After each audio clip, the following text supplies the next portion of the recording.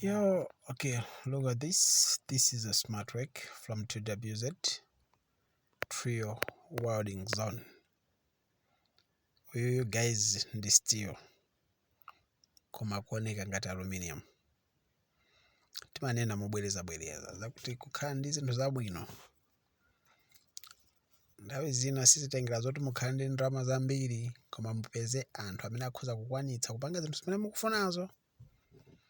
Look at this 2WZ smart rack.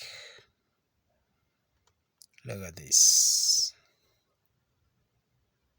This is a 2WZ.